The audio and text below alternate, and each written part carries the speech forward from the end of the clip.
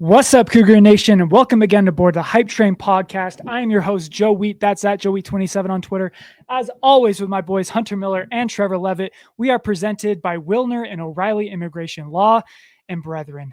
Today, we are the bearers of good news, as the vibes today are the polar opposite of what they were this time last season. For the first time in BYU history, we can say that something is brewing in Provo without it being an honor code violation.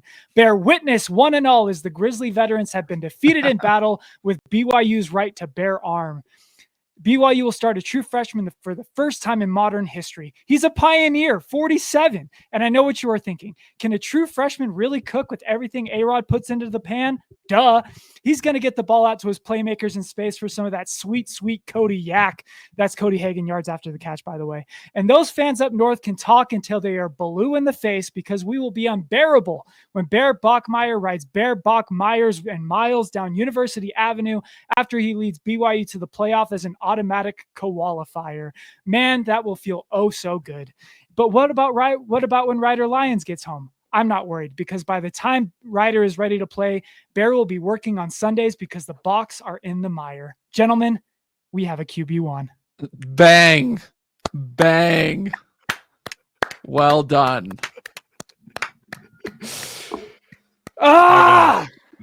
Delivered that like a grizzled vet. Yo, that may or may not have been what I worked on while I was at the gym this afternoon, just sitting between reps thinking, like, what's a good pun for Meyer? Is this year 4 of the podcast? Yes. At this point, it's just expected. It's just what we do. This is entering season 5. We started, 2021 before USF? So we had the 2021. I think our first episode was after the Arizona State game in 2021. Yes. So we've covered 21, 22, 23, 24. This is going to be this is our redshirt senior season. Let's go. This is what we call our Cam Rising sophomore year of podcasting. And at this point, monologues like that are just to be expected. Yes. And we got more coming, dude. This is our schedule prediction show. So we expect a lot. It's been a banger the last couple of years for our preseason predictions. So that was a high bar that we'll try to now surpass. Oh no, dude, we're just 80. You were near perfect. We're just going to keep going up and up and up. Last week, I was told by multiple people that was one of our best episodes we've ever had. Like, things are looking up, man. We're trending in the right direction. I mean, we said that when Wilner O'Reilly started to sponsor us, that we were now going to start trying when doing these podcasts. And so far, we've been men of our word. We got written intros now. I think we did like 4 social posts this week. We're the epitome of the meme where the guy's sitting in his gamer chair and he just leans forward. Like, now that we've got a sponsor, it's just time to lock in. I love it. So QB1, huh? Yeah, I mean, I don't know what more can be said that we haven't said over the last couple of weeks. I feel like since fall camp started, the first week it was like, hey, it's probably McKay Hillstead. And then for whatever reason, the tone started to shift. I think people started to see exactly what Bear was bringing to practice. And we started to ask the question, hey, if it's this close right now in fall camp, at what point does Bear surpass McKay? That answer evidently was like 10 days. Not to knock McKay, but it felt like as soon as the rumbling started that, hey, Bear might be pretty talented and might compete for this QB1 job, it snowballed and escalated pretty quickly in terms of, hey, Bear's a real competitor in this thing, to, yeah, Bear's the front runner, to Bear's the starting quarterback. Like, it feels like it was 4 days for all those things to happen. Yeah, it felt like obviously I think we were all surprised at how much of a shot he was given at the beginning, like you said, Hunter, and then the last couple of days it felt like A-Rod and Kalani were like, okay, we're going to give you the majority of the QB1 reps. You go ahead and you take this job. Like, prove that you're ready to go. And he did. And they haven't looked back. And Kalani and A-Rod, I mean, A-Rod, just every time he talks about Bear Bachmeier is just over the moon. And so they seem to be very excited. The hype train is still on the rails and still full steam ahead. And now it's just being captained by B-47. So, well, I think you could tell instantly that things were. Was that a B-47 bomber reference? You better believe that I looked up if there was some sort of reference, and there was one. Bars! This guy's got no shortage of nickname possibilities. Which now makes Nate's t-shirt idea that he threw in the chat makes sense. No one here is going to understand that reference, but Bombs Away makes sense now. I think we could tell it was different when at the end of the first day of fall camp, they had Bear talking media. Like I spent a couple seasons as like an actual credentialed media member, and I can't recall when they were like, let's put the true freshman to speak to all the media members after his first day of like official workout practice with the team. Because he wasn't here in spring. He did his, stuff in the fall, and then it was day one of fall camp, and they're like, let's get this guy in front of the media members, in front of the Jackson Paynes and the Nate Slacks of the world to answer a few of their questions. They're hard-hitting capital J journalism questions that other news outlets in this state apparently don't adhere to, but we'll save that for later. And it that's not something I had seen before from really a lot of college programs, especially power college football programs, where it's let's get the young 18-year-old fresh out of high school quarterback in front of media on day one. And for whatever reason, BYU decided to do that. And I think that, to me at least, was a sign that Bear was going to be a real player in this thing. And ultimately, I came away extremely impressed with this interview. I think I mentioned it on the podcast and in the text too. Like, he just sounds like a QB1. He doesn't sound like an 18-year-old true freshman that's been practicing with the team for 3 hours. He just sounded like, a leader, polished, great answers. And to me, that was when I really started paying attention to Bear as a possible starting quarterback option. You nailed it on the head. Like, just the level of maturity that he has. I think part of that comes with experience with, having older brothers that have played not only at Stanford, but at Boise State at a high level. But I didn't know this, but his dad was a Marine. So it just seems like discipline and, that level of maturity has just been something that was taught to him just from the beginning, from his parents. And so the fact I just name, like Hunter was kind of suggesting, like, name any other 18-year-old that you just throw in front of a mic and expect good results. Like, there isn't one. But for whatever reason, he was just ready to come in, fresh off of transferring from Stanford, and was just ready to go. To me, I know that a lot of this is going to seem blue goggled, but a lot of what's been going on suggests that Bear Bachmeier, while he's going to make freshman mistakes, at least seems to have a head on his shoulders that's going to be able to learn and grow game to game, which, I mean, the coordinators seem to agree, and we'll see what unfolds as the season progresses. But what stood out to me about Bear honestly, really since fall camp began, like the first day was right after the team broke huddle, I tweeted out, like, there's McKay Hillstead being first to position drills like a QB1 should be. And that was the last pro McKay Hillstead thing I tweeted for the rest of camp, because very quickly it became clear that, not only is Bear in this competition, I think he's the best one from the jump. Because like what was billed to me, I think what was billed to all of us as far as Bear Bachmeier goes was that he was going to be more athlete than quarterback, at least early on. Like that he was mostly a runner that had work to go before he would be a polished passer, a la Jaron Hall when he came out of Maple Mountain. That's not the case. Bear Bachmeier has come in immediately and has looked like one of the most polished passers that BYU has had since Jaron Hall. At least senior year Jaron Hall. What's impressed me the most is not just his arm talent, but his speed and going through his progressions. Like, that's something that stood out from what A-Rod said in his official announcement today, was he hasn't really seen a true freshman go through reads as quickly. And I can see that from the practices I've watched, from the highlights we've gotten on social media. Watch Bear Bachmeier's eyes, and you can very quickly see how he goes from read 1 to 2 to 3 to check down. Like, he goes through that process so quickly. He processes that information so quickly that is miles ahead of where I think true freshmen typically are. And because of that, he's been able to take care of the football in camp much better than any of us have expected. He's thrown maybe, I think it was 1 interception through any team media portions of fall camp.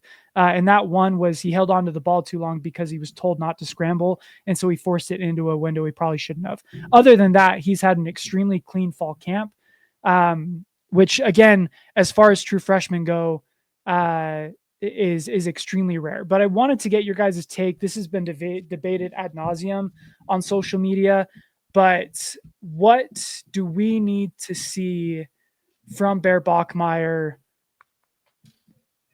for BYU to reasonably expect to compete for a Big 12 title this year?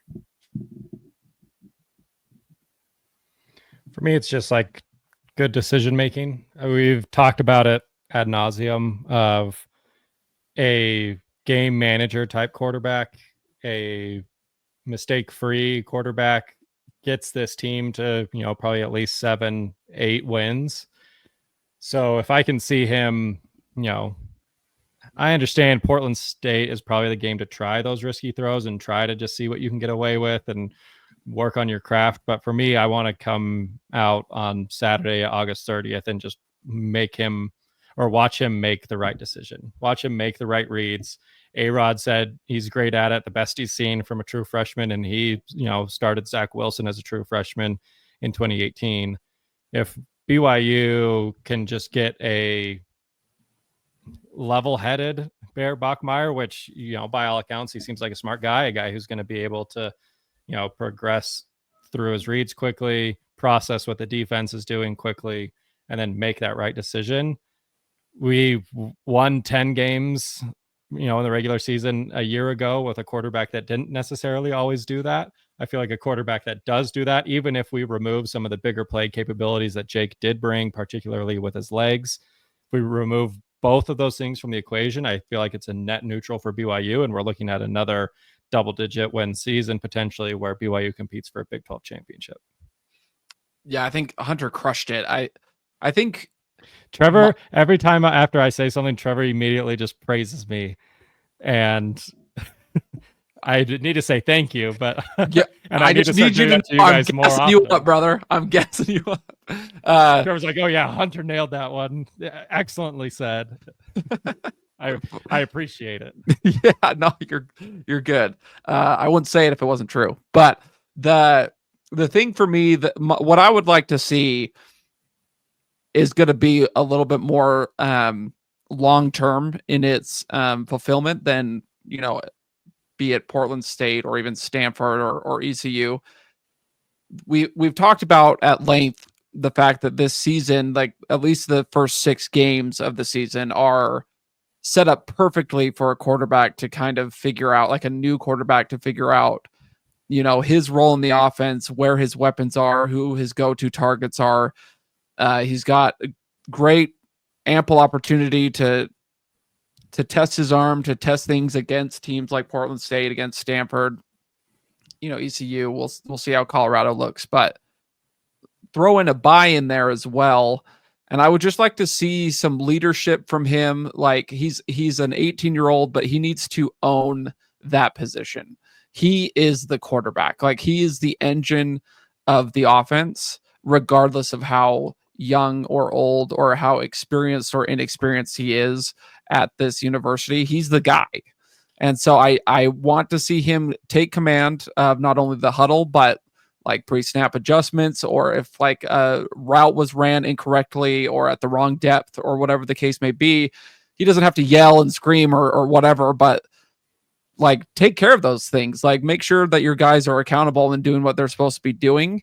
And along with that, like, I would like to see noticeable improvement week to week. I think that's something that if he stays level-headed, if he's focused on what he needs to be doing, that week in and week out, he can watch film. He gets a bye week between Stanford and ECU, which actually kind of ends up being nice. I know we were kind of laughing about it before, but considering the circumstances now, like it's actually kind of a great time for him to play 2 games, sit a week, kind of recollect his thoughts, and then go back into it again. But if he's not making those same mistakes, Hunter talked about like Jake at the beginning of the year with SMU had some terrible turnovers, and Jake at the end of the year had against Colorado had some awful turnovers. I would like to see a little bit more gradual growth with Bear Bachmeier, and I think if he grows each and every week, by the time we hit week 7 and kind of that gauntlet starting with Utah and on, I think sky's the limit, not only for Bear, but for this team. This team can very well go 5-1, 6-0 at the beginning of the season. And if we can shake off some of that freshman inexperience by week 7, I think this team's ready to roll. So I think the short answer, first of all, Trevor hit the nail on the head 100%. Heck of an answer, Trevor. Unbelievable. Eloquently said. I want to, the short answer is Jake Retzloff. Like that's what he needs to be in order to take BYU to Big 12 contention. Last season, and people always talk about like, well, don't start the true freshman because he's going to make a bunch of mistakes, at least with Hillstead and Bourget. Like those are the safer option, quote unquote. Last year with Jake Retzloff, I'm going to compare him to the 12 true freshmen starting quarterbacks in college football last season that had at least 200 passing attempts. Okay.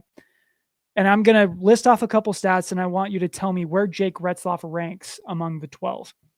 Adjusted completion percentage. So this is on target completion percentage. Like when you're throwing a pass, how often is it on target?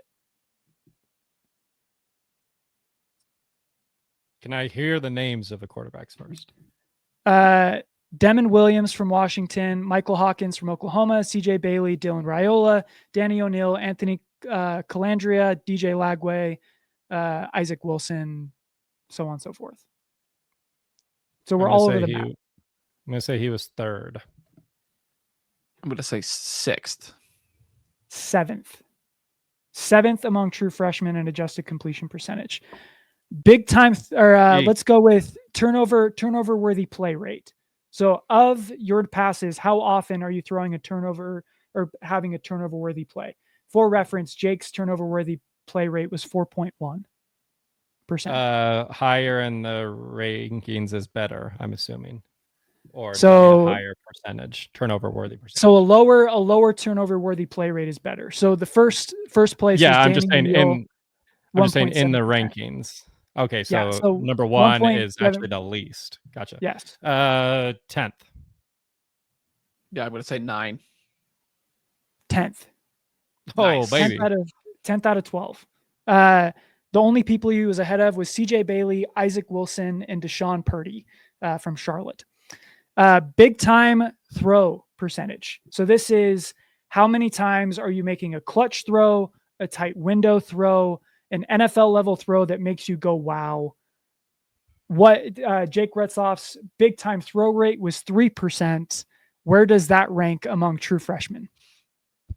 I was going to say 5, but then 3% sounds low. So I'm going to say 8.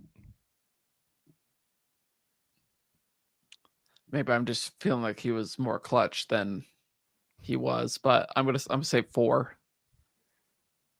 Tied for 11th with Isaac Wilson. Oh. So I was close. So, and again, like I don't want to like bash on Jake here because again, I think he was exactly what BYU needed last year. If you were to sum up all 12 true freshmen last season, they would have a pass efficiency rating of 132. The NCAA average is about 136. Jake Retzloff's passer rating was 136. Okay. So if Bear Bachmeier comes in and is an average true freshman as the standard was set last season, BYU should be in contention. So that's where like I hesitate to go with all these stats that are like, well, if you like, you really only 4 true freshman quarterbacks have ever led a 10-win team. True freshman quarterbacks usually come in and struggle. True freshman quarterbacks usually don't have a team like this around them. Like QBs are not, or wins are not a QB stat. QB wins by a true freshman really mean nothing to me. All that really matters to me is when they're on the field, how efficient are they being? On average, they look a lot like Jake Retzloff. And so if Bear Bachmeier can come in and be that, I feel reasonably confident that, BYU can fall up for lack of a better term, because that's what I saw from the scrimmage that I watched on Saturday, from practice on Thursday. This was a quarterback that looked like he had complete command of the team and of the offense. He just looked really, really good. And people might want to know, like, well, why, like, how did a true freshman win the job over someone like McKay Hillstead? It's because he was just better. Like, McKay Hillstead, I think, had a really good fall camp. He didn't turn the ball over a lot, but he also didn't push the ball down the field very often. There was one play that I think of during the scrimmage where he had a receiver. And again, like I haven't watched the film. I don't know what happened on this play, but he had a receiver one-on-one in the corner of the end zone, could have made the throw. It would have been a really tight window, but he didn't force it and decided to check it down. And Bear Bachmeier had a very similar situation where he had a receiver open in the corner of the end zone through a tight window, and he just drilled it through that window, and the tight end dropped it, but it would have been, it hit him in the chest, and it would have been a touchdown. That's the difference. Is Bear Bachmeier demonstrated the arm talent and the arm confidence that the other quarterbacks simply did not. And so for those reasons, I think McKay can come in and still be really good for BYU this year, but man, Bear just looked really freaking good. And it gives me, again, hope that BYU can fall up in this situation, similar to when Mark Pope left and we hired Kevin Young in his place. I'm kind of all in on the 47 jersey number as well. Yeah. Everyone's calling it weird. I think it's dope. It's going to take some getting used to. Yeah. But I'm kind of all in. I will honestly say, if it's between Bear Bachmeier wearing number 47 at BYU and Zach Wilson wearing number 0 for the Dolphins, I prefer Bear Bachmeier 47. Bear Bachmeier 47 is like, I bring my lunch pail to work every single day, sneaky athletic, real coach's kid, sticks to the fundamentals, gives it 110% on every play. 0 is a spunky cornerback number. 0 says I wear neon cleats and gloves to practice. Yeah, baby Gronk has big number 0 energy. 100%. How they let the backup quarterback get number 0, though, in Miami, of all places, is kind of wild. BYU quarterbacks and their numbers. Game by game? Is it time?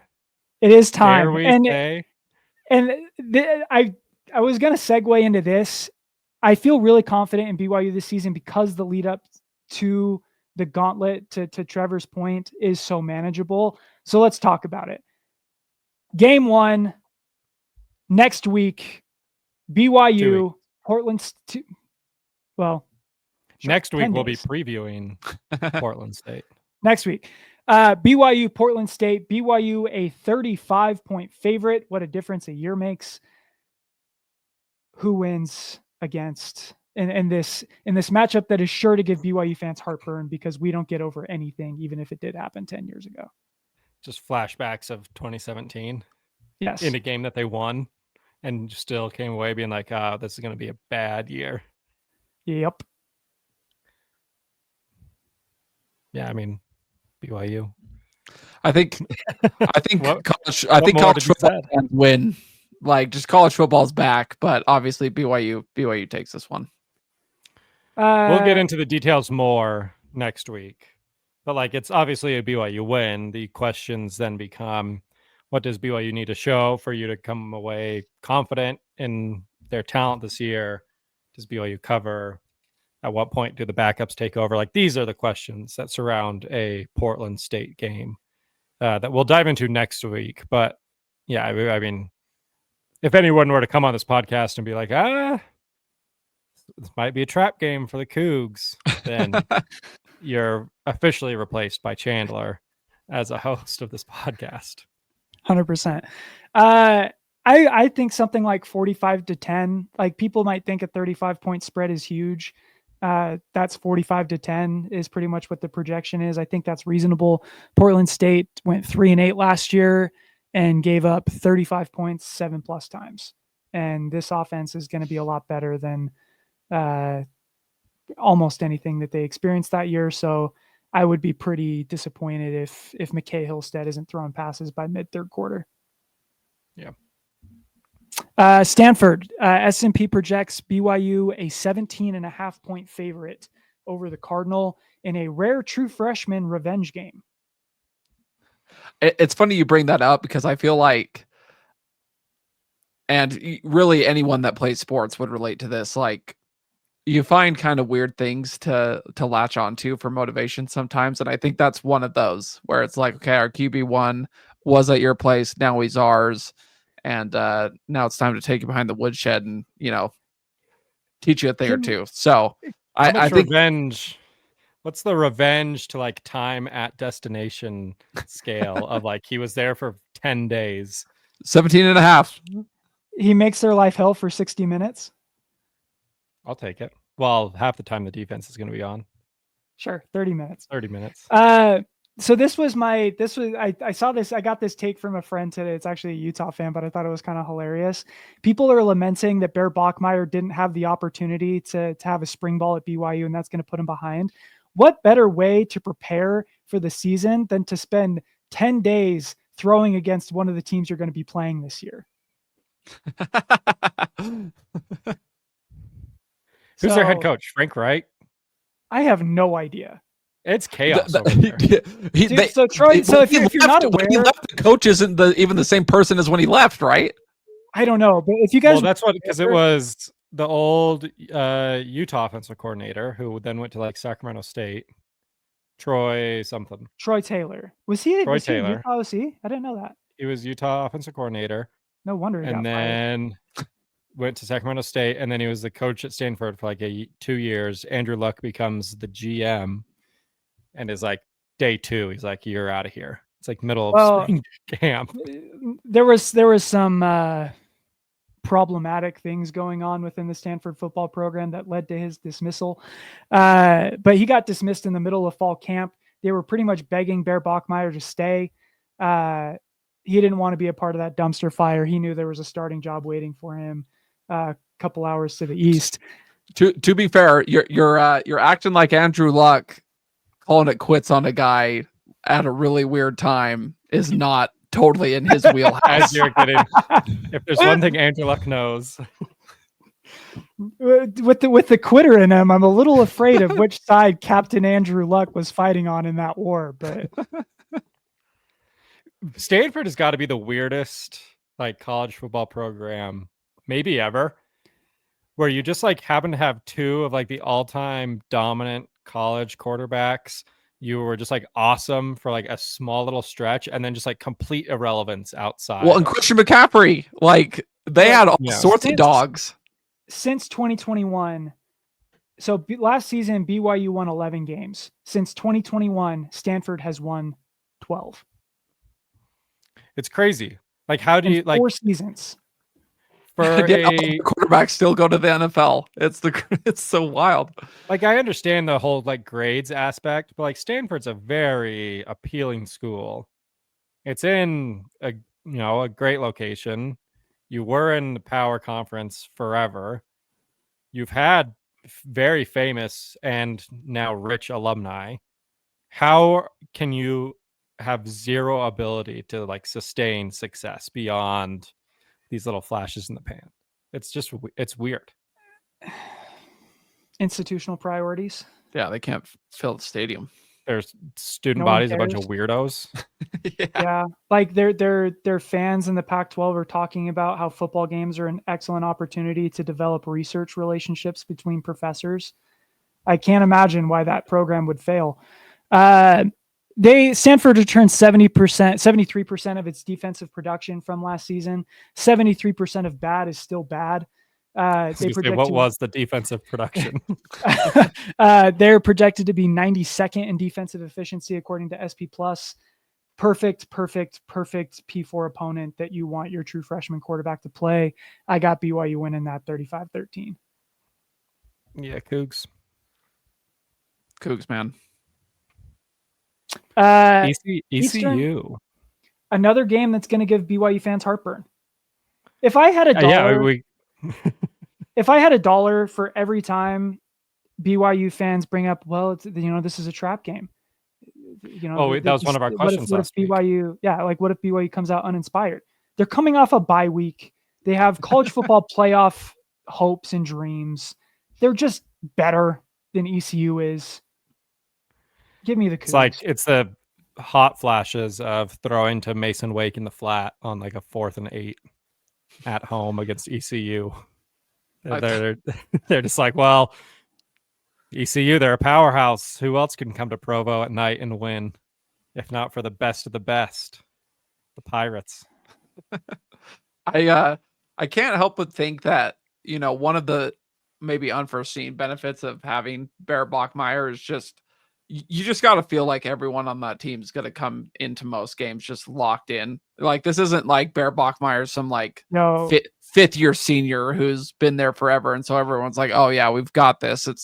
You have to show up for the guy. He's going to do well, but you have to be there for him. And, taking a Saturday off isn't going to do him any favors. Look, speaking of locked in, I sat on the defensive sideline last week during the scrimmage. That defense is freaking locked in, man. Like, during a scrimmage, they were sitting there pre-snap every single time, calling out run, pass before the ball was even snapped and guessing it right with like 85% accuracy. Like, this defense is not going to allow ECU to cross the 50-yard line until the third quarter. Is Jay Hill stealing signs? He saw what Michigan did and was like, sign me up. The Pirates rank 103rd nationally in returning production, 117th in projected defense. Again, another game that you really hope that BYU can turn on the Jets here and get that true freshman some really, really good experience, because that defense ain't giving up nothing. Cougs 3-0. 3-0 already. 30-13. I'm predicting 30-13 BYU covers. This is where it's Colorado. At Colorado.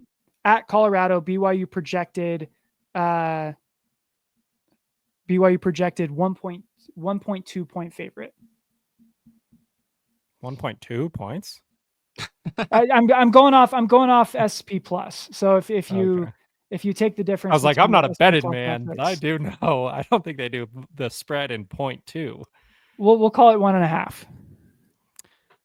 I call it the Sanders effect. I've not heard a single thing this offseason about anything actually having to do with Colorado football. It's all what Dion is doing, what he's saying about Shadur, Dion's opinion on the 4th string quarterback in the Cleveland Browns. Him not signing autographs for kids. Like, that's the biggest question Colorado. Is he's no longer coaching his 2 sons and Travis Hunter. Or should I say he's no longer coaching his 2 sons and the whatever other Sanders brother. And Shiloh. He's no longer coaching his 2 sons and Shiloh. Like, what? I don't think I don't think he cares. What's the benefit to him anymore? Well, granted, he did have cancer this offseason, so I'm sure there was other stuff occupying his mind. But what we know that what was on his mind was not Colorado football this offseason. Colorado football probably was not in the top 5. 100%. Like, I think Colorado will be better. They have a 5-star left tackle that's going to be a returning starter. They should have decent guys on the defensive line. But just 8 months ago, BYU dominated that offense. Like, BYU dominated their lines with such certainty that I just don't think that's something you overcome in 8 months, especially when Colorado's lost more production than BYU. And now we're sitting here like, oh, who do you think is going to be the better team? Like, it's BYU. Is it weird? I will say it's weird that Colorado might lose the Heisman Trophy winner and an NFL quarterback and somehow be better. Well, I Like, think I it's less feel distractions. Like there's less oxygen being taken up by these guys. And you might have a quarterback now that can read a defense. I mean, Clip that Colorado like willingly put out of Shedeur Sanders on I the don't really sideline, know be what like, they were doing. I don't know what they're doing. Crazy. The And most then they're like, I've he should seen be. ghosts. And then they're like, clip. how did the New York Giants not pick him 3rd overall? It was But- bonkers. But you say that the quarterback they're probably going to go with is Caden Salter, and Caden Salter was 115th last season in turnover worthy play rate. So it's not like at least Shedeur kind of took care of the football. Caden Salter is more athlete than quarterback. Well, and I think regardless of even what Dion has been focused on this season, with Travis Hunter gone and Shedeur gone, it just doesn't feel like it's quite like it's not. You guys kind of said this, but it's just not prime time Colorado anymore. And so, just where's the interest with the fans? Like a packed Colorado is a little bit more concerning because it feels like they have the talent that if they get like the crowd into it and get momentum rolling, that could be an issue. But if you have a team that's talented, but a student body that's disinterested because all of the things that were exciting about last season and having a Heisman Trophy winner and having a guy that was drafted and projected to be, successful in the NFL, like all of a sudden that's gone. Like what does that look like now? I don't think you're packing that stadium with all these celebrities anymore. So what does that look like moving forward? And is it enough to be a factor in a game? I personally don't think it will be. Yeah, this is the first test for BYU, I feel. And who knows? That might be one of those games for Colorado, revenge game. BYU embarrassed them on what was supposed to be like their crowning achievement over the last few years. Their send-off for Shedeur and Travis Hunter, and BYU just absolutely embarrassed them. Turned what was going to be a 3-hour documentary on the Sanders family and what Travis Hunter has meant to the football program. BYU turned that on its head, and we got 30 seconds of Tyler Batty coverage. So there might be a little bit of revenge on their mind. It's a road game. But to Trevor's point, beautifully said, Trevor, it's one of those situations where with Travis Hunter gone, with Shedeur gone, it's just Dion there now. Are the celebrities going to stop showing up? The excitement and the glitz and the glam fades pretty quickly. And we saw it in 2023 where, you start getting embarrassed. You get embarrassed by an Oregon team and everything comes crashing down. So I think we'll realize pretty quickly what kind of year it's going to be for Colorado. And we'll probably have a better understanding for how their season's going to go by game 4 when BYU plays them. But it's just one of those things where if it's going right, it's going to be going really right for Colorado, and they're probably going to be cooking, and things can be exciting and a lot of hype and excitement around the program. Terrell Owens and Lil Wayne will be on the sidelines. But the second it goes bad, which it has the potential to go bad quickly with a bunch of question marks for the Buffalo, they might just be a shell of themselves and kind of over it by week 4. Because of the uncertainty around both programs right now, I'm going to say that this one's going to be close. I think that this is a game that this is where we'll start seeing some of those freshman mistakes come into play. So I don't think the offense will have quite as good of a performance as they did against Colorado the last go around, but I do think they get the win probably around something like 24-21. Again, I don't see this Colorado offense improving that much more over a Jay Hill defense in 8 months.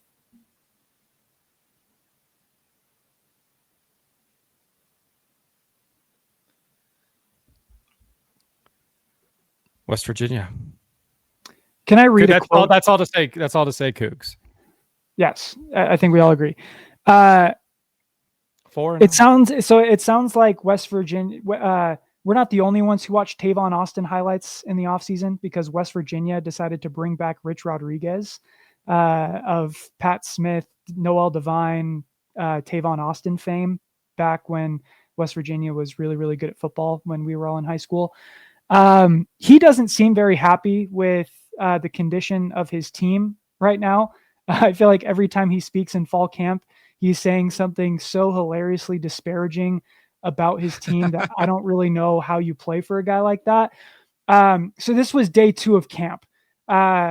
He told reporters, so this was on day 2 of camp, by the way. He told reporters after practice that only 2 running backs finished the entire practice without having to come off the field to get checked by the training staff or to get a breather. He said, I told those 2, that's pretty good. There's still 4,000 kids in the portal, isn't there? I got a recruiting staff. I mean, I got the big old recruiting staff, and they do a really nice job. They're still looking. We ain't got a game. School don't start for a couple weeks. I have a spot or 2 open. I'm just saying. If we had no medicals trainers, we probably would have 0 injuries because we had nobody. We had nobody to go to. We got like 30 of them. So you're like, oh, where's the trainer at? I got an entire training staff, but I'm just saying, like, what, running backs finish the entire practice without tapping out somewhere? 2? Now I can play a game without running backs. I could run a quarterback or a slot receiver, but I don't want to. I've always had a really good running back. I've got good running backs here. I got a good group. We finished with 2. So you think I'm not going to talk to my recruiting staff about this tomorrow? We're running a business. It helps to have some running backs. Keanu Tanavasa is reading that quote and just gearing up for like a 20 tackle game. The dinner bell is just ringing. Now, it feels like coach speak. Like, I don't think things like can possibly be that bad, but he's talking about how the defensive line is a concern. He's talking about how the running backs are a concern. I think they have 3 different quarterbacks that they're going into a competition with right now. And the one who's probably going to win had like 56 attempts passing last year. Night game in Provo, cross country, short week. I don't know. This one doesn't feel very good for West Virginia. This whole matchup feels like it's tailor-made for Jay Hill, where it's a run-heavy offense that's going to be going up against a Tanavasa-led defensive line, that an offense that's run-heavy without a running back, playing up-tempo, fast-paced on a short week in Provo at night at elevation. Just feels like mismatch city for Jay Hill. And on top of that, their defense was one of the worst defenses in the Big 12 last year. And I know they got a new defensive coordinator. They've overhauled basically the entire roster. But it's just like every possible box that could be checked by Jay Hill of like, they want to run the ball and they don't have a running back and we've got Keanu Tanavasa, check. They want to go fast paced, but they're going to be playing at night in Provo at elevation, check. Like every mismatch I feel favors BYU in this game. Rich Rod's gonna be looking up into the sky and praying, "Country roads, take me home." Please, God Denver. Reminds that it's the battle. It's the battle of the John Denver songs. We need to start a rivalry with West Virginia because it's Rocky Mountain High versus Country Roads. The visual you gave me, I hadn't heard this story, but Spencer Linton was talking about on a episode of Sports Nation earlier this week about he said that he walked onto the sideline before the Colorado game and he said that Jay Hill just looked like giddy, like just like kid in a candy store, like kind of just bouncing up and down, just seemed just super excited. And Spencer kind of asked him what was up and he's like the defense is just ready for this game. I feel so good about what we're gonna do to them. And he said, "Don't be surprised when we roll them."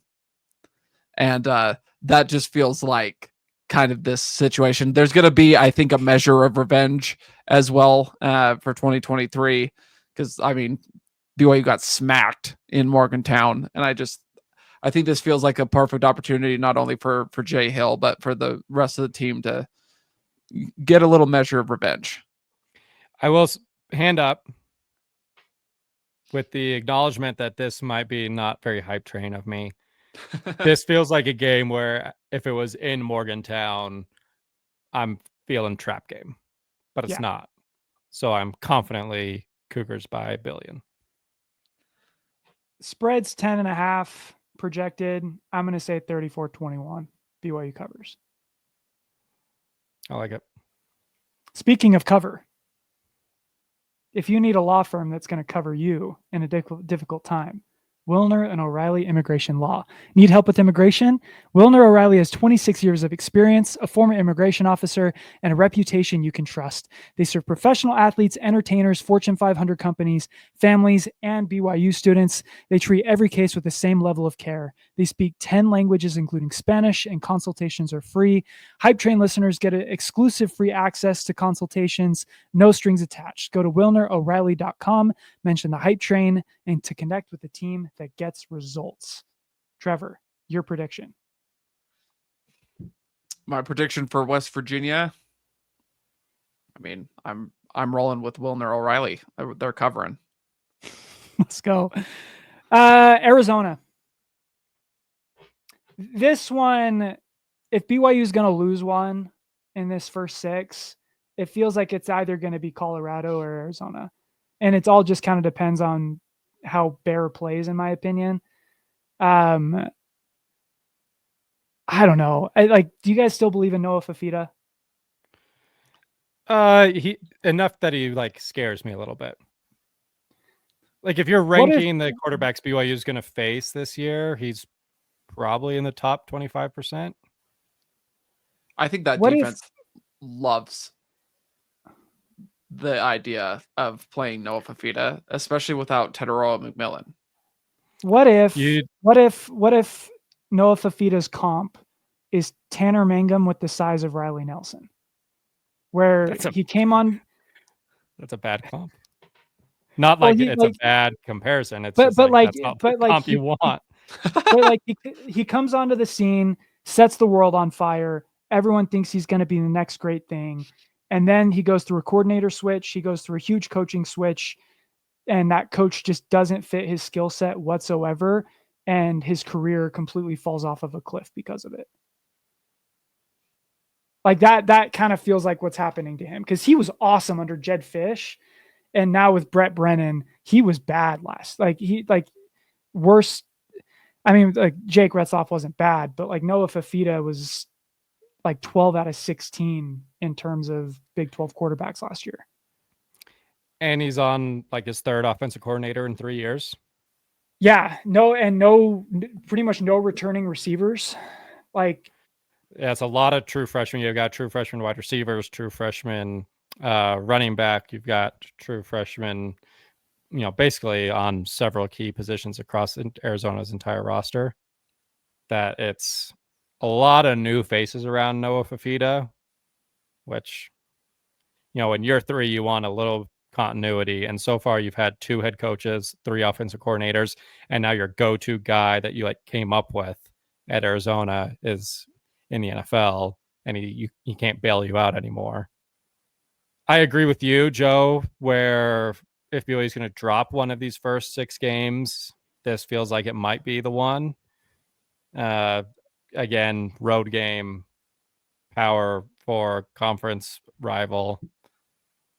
But again, it's hard to think that Noah Fafita and a bunch of true freshmen are going to make a Jay Hill defense look bad.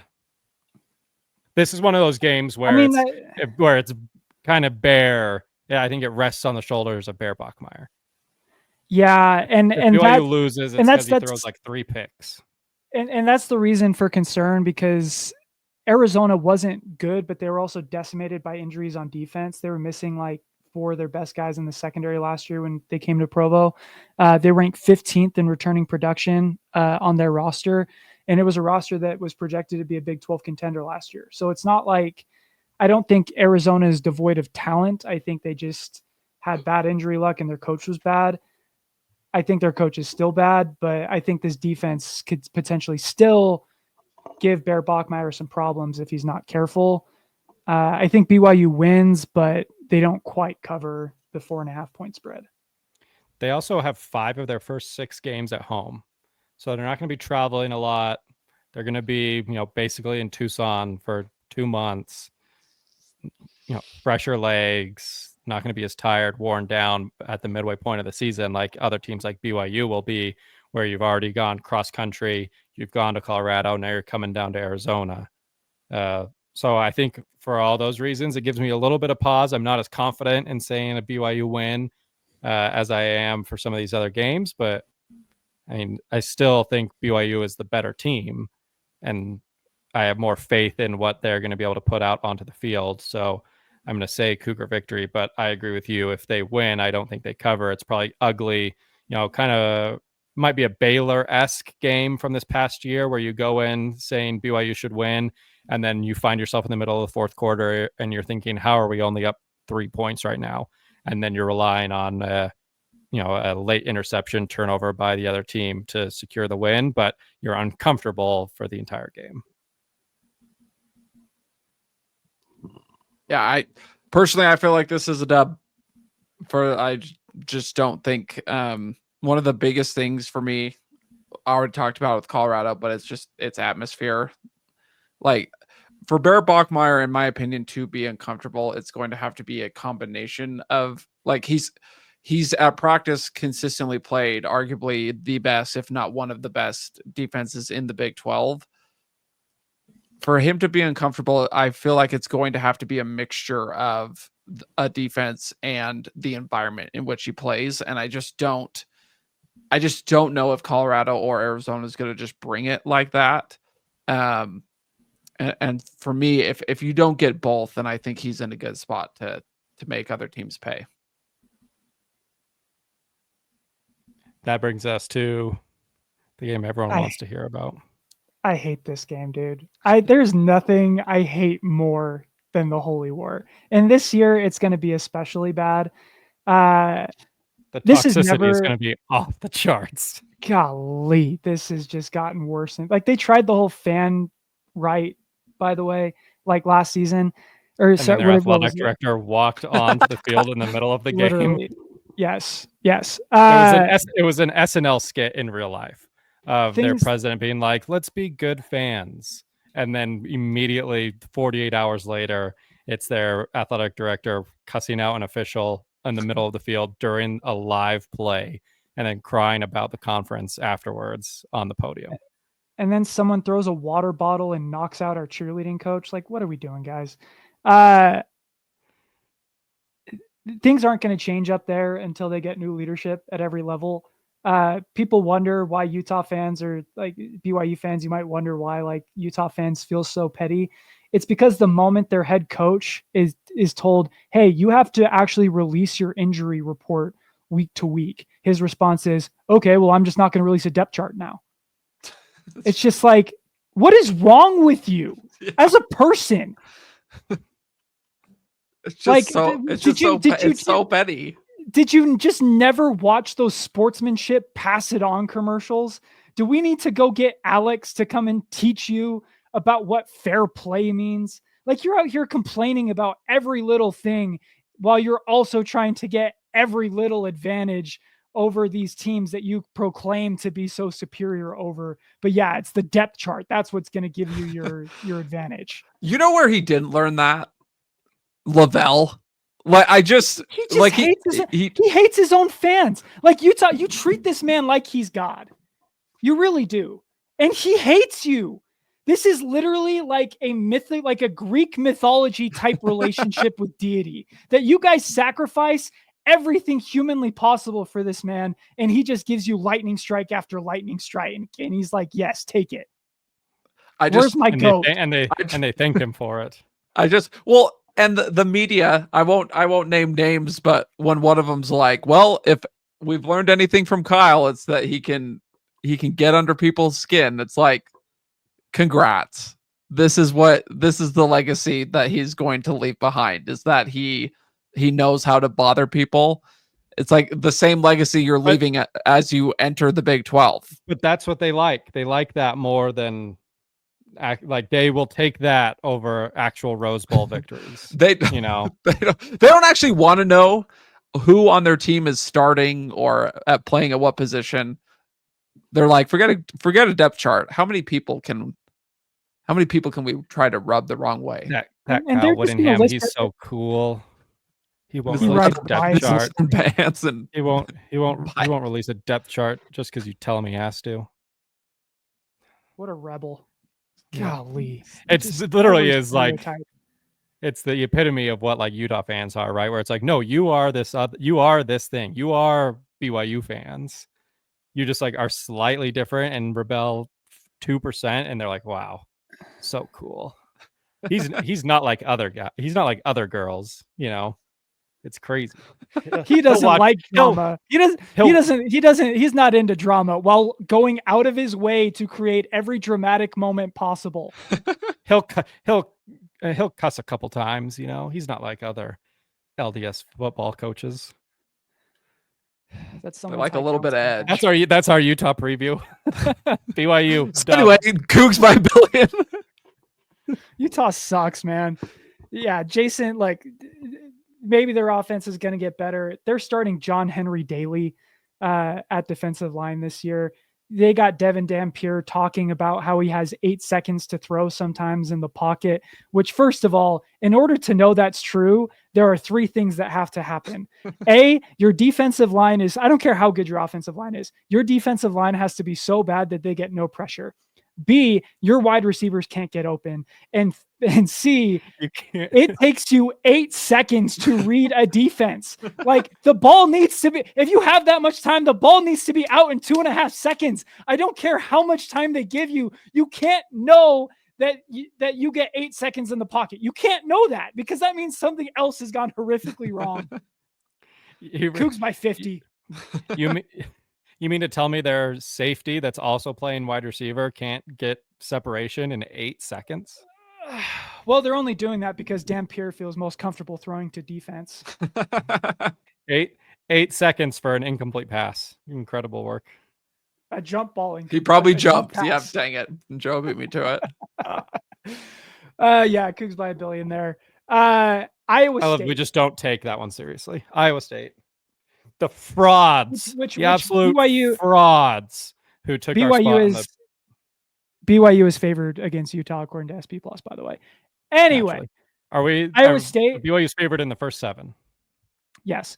Iowa State These is frauds. exactly like everything that people thought BYU was last year is actually true about Iowa State. Yes. Iowa State, like BYU, everyone talks about BYU's 1-score wins. Iowa State went 6-0 in 1-score games last year. 6-0. And multiple of those games were to 5-7 teams. It's just not like this one I could very easily see being a loss because after you play Utah, especially a road game, it's going to be pretty tough for BYU to overcome that kind of emotional win. Maybe they'll be well rested because BYU starters will be out by the third quarter. But this one's going to be a tough one because I do think Ames is a tough place to play. But I think there's a very reasonable path to victory here because I think Iowa State was a little bit of fool's gold last year. And I think if you pit last year's Iowa State against last year's BYU wins by 2 touchdowns. The frauds that took BYU's spot in the conference championship game only to get beat down by Cam Scadaboo in Arizona State. When the world needed a BYU-Arizona State rematch, Iowa State and partially Avery Johnson in Kansas State decided to actually just pee down their own legs and be scared of Cam Scadaboo on steroids. And the only reason, nice, Trevor. And the only reason they got there is because Utah forgot how to run a 2-minute defense at the end of that game. And then Avery Johnson just run 30 yards backwards. Like the number of breaks that had to go Iowa State's way for them to get into the Big 12 championship, it just drives me nuts that people apply that logic to BYU, and BYU was dominating teams all season long. And so because of that, Cougs win. I agree. Man, it would be fun to go back to back sports where BYU beats them in Ames in basketball and then in football. That'd be Bear Bachmeier just drops bomb after bomb after bomb, and there's nothing they could just flashbacks to. I'm interested to see how Rocco Beck responds to this defense.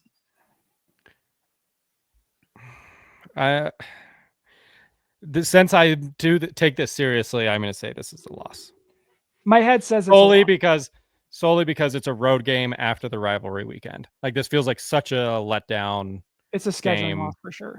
Yeah, it's a similar situation last year where BYU was undefeated. They were going through all these games. They were beating, their rival in dramatic fashion, and then they lose at home to Kansas. Like it has a similar feel. This game has a similar feel to it where you're going to be riding these emotional highs. You're going to be coming, after a win over Utah at home. Everyone's going to be excited. Maybe you stay out a little bit too late after church or before church. The munch and mingle after sacrament, lasts 2 hours instead of 90 minutes. And BYU just like doesn't come into the game with the appropriate amount of focus. And like you said, Joe, scheduling loss all the way on this game. And because this is the portion of the podcast where I take these game predictions seriously, I'm going to say this one's a loss. And I apologize for that. But officially it's a loss. Unofficially, it's definitely a dub. Yes, unofficially. We'll get to the unofficial part later. BYU then has a bye week. I think they win the bye week. Cover the spread on that one. Then they go to Texas Tech. Texas Tech favored by about 5.5. Texas Tech's running back just got hurt. Yeah, out for the season. He was supposed to be really good too. Torn ACL. Sad. For that reason, it's a dub. I have a hard time with teams that just like 100% build through the transfer portal. Tech brought in the second ranked transfer class. I just don't think the transfer pool last season was actually very good. So yes, they got the second best transfer class, but how good are all those guys really? I don't know. One of the guys who they were expecting to be really good is lost for the year. So who knows what their health situation is going to look like by that point. I don't know. Tech is going to be a really tough place to play. I do like Bear Morton a lot. But I could see this game go either way. It all just kind of comes down to has Bear gotten enough experience by now that he's not losing games for BYU? Because I think with adequate quarterback play, I think BYU can win this one. I think BYU can win this game. If there's a game, like if I had to pick a loss on the schedule, I think this is it. So this is going to be my official, unofficial. We lose, but we win. Every year, BYU has a wins a game they probably shouldn't and loses a game they probably shouldn't. This game is my wins a game they probably shouldn't. Where everything is telling me BYU probably doesn't win this football game. The fact that it's a road game, Texas Tech is a preseason top 25, which I know is meaningless, but it's indicative still of where people expect them to be. So you're coming in my schedule off of a loss to Iowa State. Bye week, this game is a win. Iowa State feels like that for me, where, I mean, obviously we just talked about them, but I feel like if BYU is going to find success and like kicking old habits, they can't just lay goose eggs after rivalry games, and that seems to be a trend. So, yeah, that was my reasoning there. Officially a loss for me, but unofficially, I definitely see the argument for a win here. TCU. I'm going back to back. Texas Tech was my wins a game they probably shouldn't. This is going to be my loses a game they probably shouldn't. See, I actually feel the opposite. I think this is a game that BYU wins that they probably shouldn't. Because I actually believe in TCU. Josh Hoover. So do I, but I still feel like BYU is the better team. I do too. BYU is favored by 0.5 point. I don't know. They returned the bulk of an offense that was top 25 a year ago. This is probably the first quarterback I would say that BYU will play this year that can really test a BYU secondary. So I do think TCU is going to put up some points, I think TCU is going to put up some points. But TCU is ranked 97th in yards per carry and what their defense I think was 92nd in yards per carry allowed, but their offense was 97th in yards per carry themselves. So for those reasons, I think BYU forces TCU to become one-dimensional, and TCU has no answers for LJ Martin and Sione Moa. BYU wins by 7. I just think the stretch of at Arizona, home against Utah, at Iowa State, at Texas Tech, home against TCU is such a brutal stretch. You got a rivalry game mixed in there. You have 3 road games against some of the better teams you'll face all season. It's just and it might be me going back to the battered fan syndrome, but like every past BYU fan fiber of me is just, this is a game that BYU seemingly always loses. And it's also against TCU, right? Like for whatever reason, TCU just has BYU's number. Yeah, this feels like one of those where I think BYU exercises some demons. I think the fans feel it. I think the players feel that. Coaching staff. TCU has just been such a thorn. Or maybe in this case a horn in BYU side, but I think this is a game that could be similar to I look at like Arizona last year, where Arizona felt like they were going to be a bit more of a problem. They had a talented quarterback coming in, and it was just a game that BYU's defense and the fans and everybody was just kind of prepped and ready to go for, and it just kind of turned into a little bit of a landslide the second BYU got any sort of momentum. I can just see that playing out similarly, possibly here. And so that for me is a win. Cincinnati, BYU projected favorite by 4.5. Cougs. I mean, you've got fans on Cincinnati saying they'd play for BYU if they weren't playing for their respective team. So I feel like that's a win. That was maybe the most like underrated, under talked about quote of the offseason. 100%. Just a Cincinnati player openly being like, yeah, if I didn't play here, I'd play for them. The Godfather, Don Corleone. Here's the problem. In my head, BYU goes 9-3 this year. Right now, I have them at 7-2, and they have 2 games left. So I got to find one more loss. But that loss could be a bowl game. As things stand today, that loss could be the second round of the college football playoffs. Very true. As of today, I think BYU is better than Cincinnati. However, if there is a team in the Big 12 that can make an Arizona State type turnaround, I think it's Cincinnati. Cincinnati lost a bunch of one-score games last year. What were they? 1-4 in one-score games last year. They are 14th in defensive returning production. I think there's a lot to like about that Cincinnati team. So I think this game turns out to be a tougher game than it looks today. And for that reason, going across the country again, my head says it's a loss, but only because I need to get to 9-3 somehow. Fair enough. You can also just say, you know what, I'm wrong, and change it. I'm wrong. I know I'm wrong, but I also can't, in good conscience, pick BYU to lose to Colorado or Arizona when I was roasting people 2 weeks ago for picking Colorado over BYU. So I'm kind of in between a rock and a hard place. That's a man of integrity. Gotta stay true to my heart. UCF, BYU projected spread 10.5. Scott Frost sucks, dude. Another one where if I had a nickel for every time BYU was facing a head coach that after years away from their program has come back to try to resurrect it, I'd have 2 nickels. This isn't a lot, but it is weird that it's on the schedule twice. This would be like Gary Croton getting a retread at BYU after Bronco left, because Gary Croton went 12-0 that one time. Okay.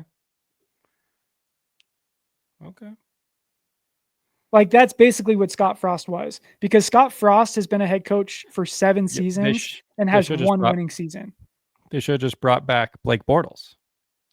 Yeah.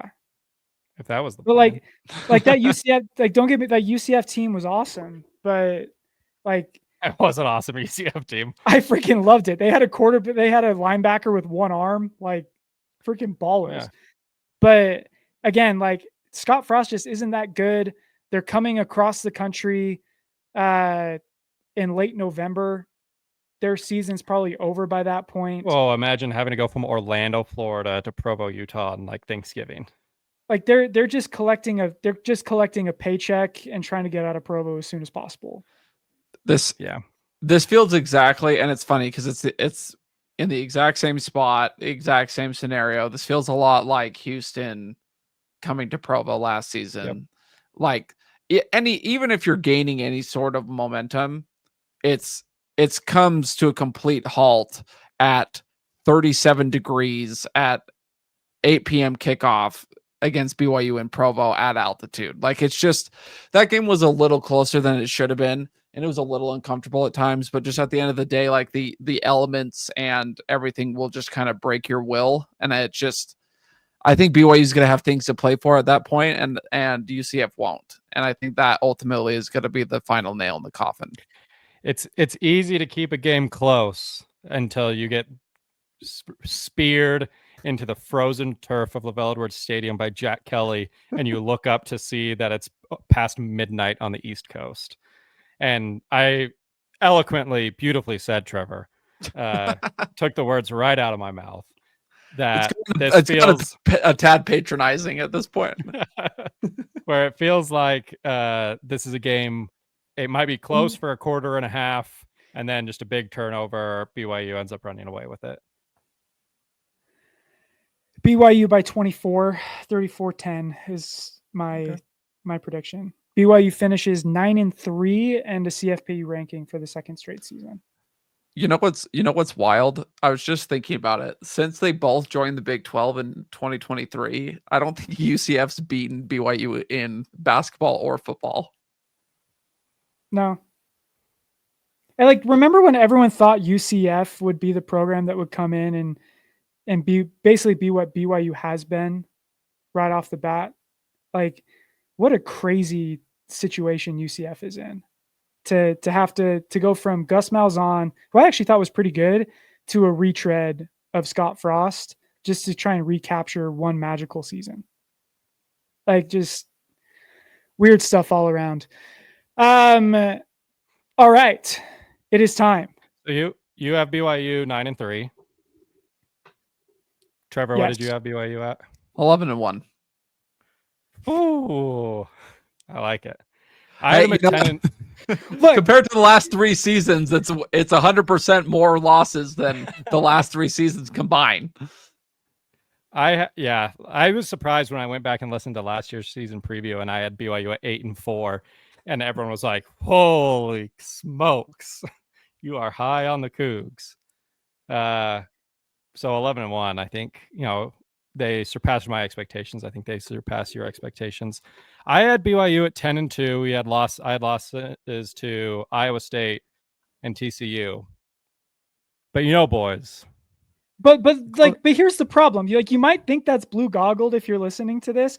BYU was favored in 10 games this season. I read the spreads to you. Yeah. ESPN BYU was projected.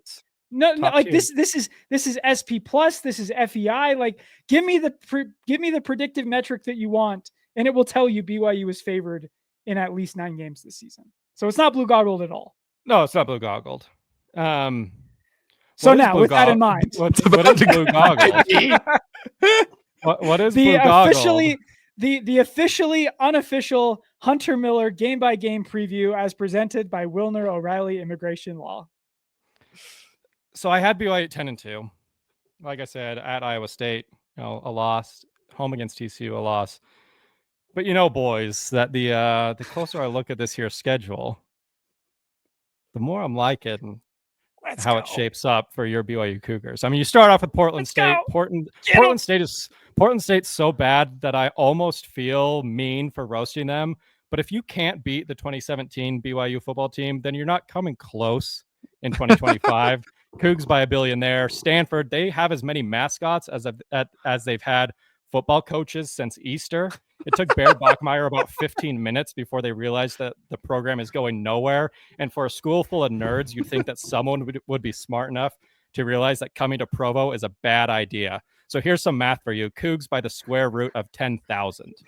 East Carolina, somehow smarter than Stanford because at least they got BYU to go there.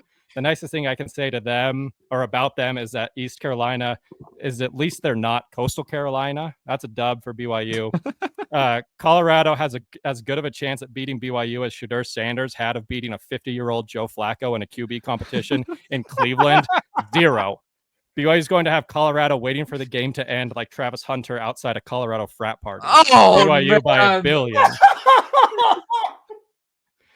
West Virginia's precious song is about western part of Virginia, you idiots. But guess it's too much to ask a bunch of Mountaineer fans to look at a map and realize that the Blue Ridge Mountains extend into West Virginia approximately 0%. Country roads take West Virginia home to Morgantown after they lose by 100. Arizona, the only thing wild about these cats is that they think they can hang with the Cougs. The only thing big at noon after last year's kickoff was the ass kicking, and it'll be the same again this year. Utah, the only thing cringier than thinking a guy with a 1-to-1 touchdown to interception ratio is going to win the Heisman is Kyle Whittingham's "I'm back" announcement. But I guess in his defense, he is back to back losses to BYU. Cougs by 1,000. Iowa State, I asked AI what the best thing to do in Ames, Iowa was, and it said the farmer's market. But I would say that it's leaving. Either way, the only thing they're harvesting is disappointment after the Cougs win by $1 billion. Bang! Bang! Texas Tech, you fired Mike Leach, you bums. TCU, your quarterback is a furry, and you're the second most popular team in the Dallas area. Imagine being in the Power 5 for a decade, billions of dollars in oil money in your backyard, the Hypno Toad, a spot in the national championship game, and still being SMU's little brother. That's a Cougar dub. Got it? Cincinnati, the Bearcats will be the second best Bear on the field. Cincinnati somehow found a way to join a power football conference and get worse. Give me Andy and Tammy over Travis and Taylor any day. Go Cougs. Boom. UCF, the closest space you will ever get to experiencing the excitement of winning is the excitement on Space Mountain. But let me be the first to welcome Central Florida to Provo. We have less theme parks, but the same amount of beatdowns for the Knights this year. Cougs, 12-0. Boom! It's so good. It's so good. Thank you, It's gentlemen. so good. It's so I don't know how you do it. They'll be having Colorado waiting for the game to end like Travis Hunter outside of Colorado frat party. God damn. Bar. He's got Bars. Hunter didn't tell us he was like 5% Slim Shady. Oh, this is my favorite tradition. I got chills. Got chills. I'm gonna let like this. This needs to go in the archive as like a pinned.